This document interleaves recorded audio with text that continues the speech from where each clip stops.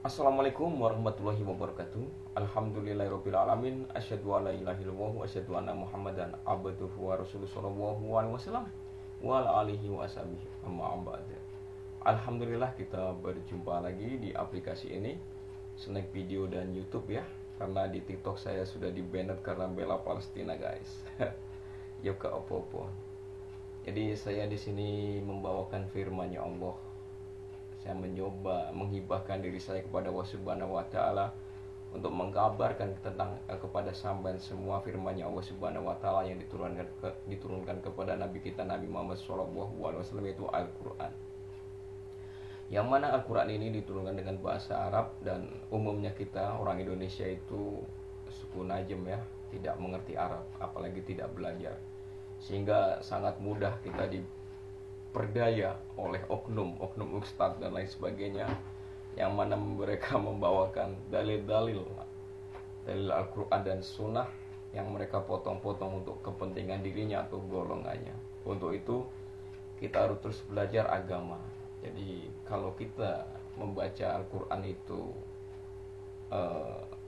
Arabnya, kita mendapatkan pahala 10 kebaikan setiap ayatnya. Dan bila kita memahami artinya, kita tentunya mendapatkan hidayah. Dan kita di uploadan saya kedua ini, saya akan membacakan surat Al-Fatihah, yang mana Al-Fatihah ini hampir tiap hari harus orang muslim itu membaca dalam sholatnya. Kalau kita membaca Al-Fatihah nggak mengerti, nggak memahami maknanya, tentu lewat begitu saja. Sholat kita nggak khusyuk. Apa itu bismillah, apa itu alhamdulillah, kita nggak mengerti, ya repot ya. Maka untuk itu kita harus ulang-ulang terus maknanya, pengertiannya, tafsirnya. Jadi kita harus mengerti maksudnya yang Allah turunkan lewat Muhammad ini apa, yaitu Al-Quran ini apa, yaitu petunjuk itu apa. Jadi kita harus memahami itu semua. Untuk itu kita harus sama-sama belajar. Zaman sekarang oleh Allah dipermudahkan. Contohnya saya lewat aplikasi ini bisa menjumpai sampean untuk mengajak kebaikan kembali ke Al-Quran. Jadi bila mana sampean itu ada suatu masjid Nadiyin yang mana mereka ketika sholat, ketika membaca Al-Fatihah bismillahnya dikeraskan, itu boleh.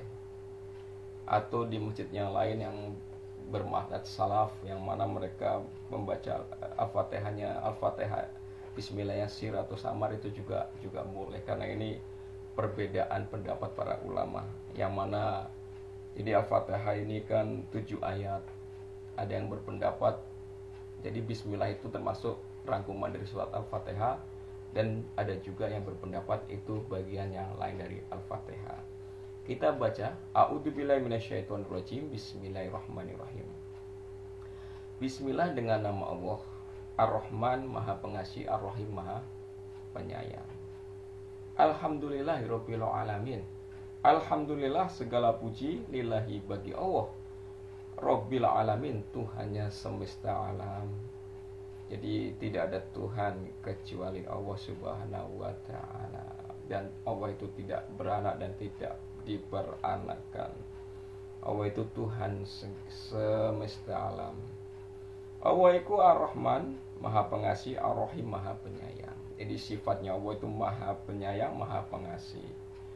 Ya mungkin kalau kita melihat dengan kacamata manusia, zaman sekarang zaman perang, zaman penganiayaan, yang dianiaya itu seolah-olah itu tidak dikasihani oleh Allah, padahal itu sebaliknya, oleh Allah dikasihani. Dengan mereka itu taruhlah meninggal dalam mati syahid, dalam kesengsaraan, mereka itu berjumpa kepada Allah, kembali kepada Allah, Zat yang Maha Penyayang. Allah itu Malik Yaumiddin, Malik penguasa, Yaumiddin pada hari pembalasan. Jadi setelah hari sekarang di dunia ini, detik ini, nanti di hari kemudian setelah kita semua nggak ada, di hari pembalasan itu tidak ada penguasa, tidak ada raja kecuali Allah Subhanahu wa ta'ala. Subhanallah. Jadi kalau kita ingat-ingat maknanya itu, Segala puji bagi Allah Tuhan semesta alam, Ar-Rahmanir Rahim, Maha Pengasih lagi Maha Penyayang, Malik Yaumiddin, rajanya pada hari kiamat, pada hari pembalasan. Masya Allah, kalau kita mengerti maknanya itu luar biasa betapa kecilnya kita.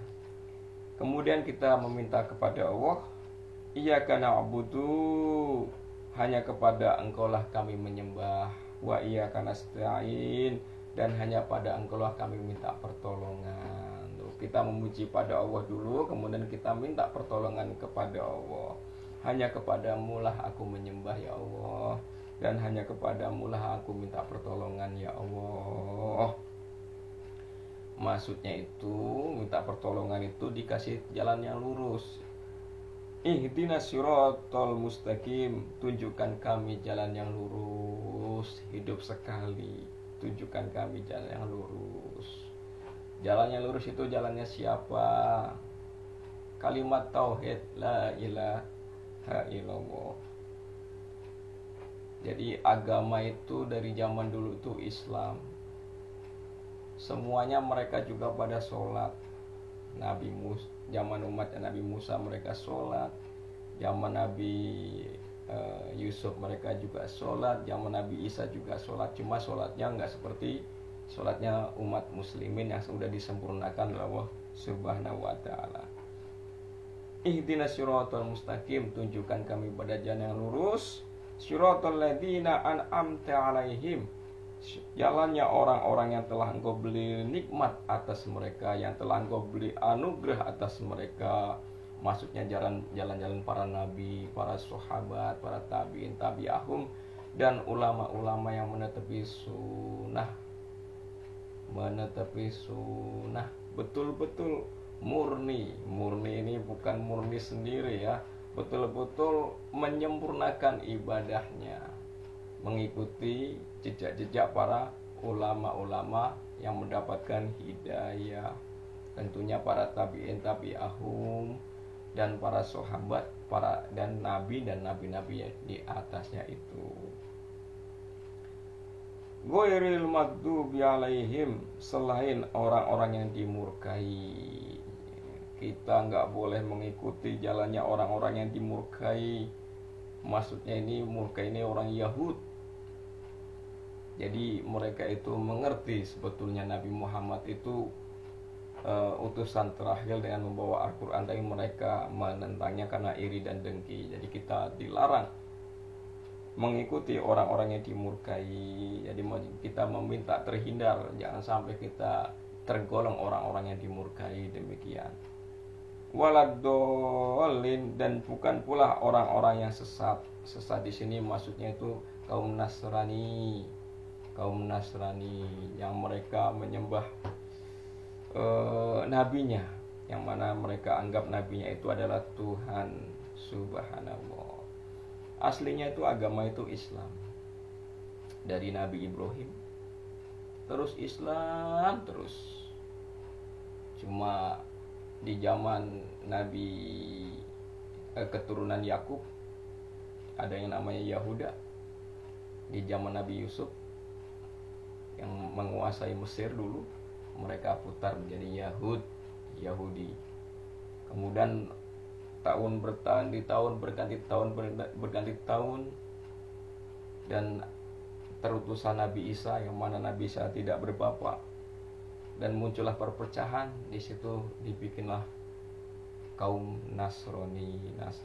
Aslinya Islam, semua Nabi Isa Islam, semuanya Islam, agama samawi, bertauhid la ilaha illallah, la ilaha illallah.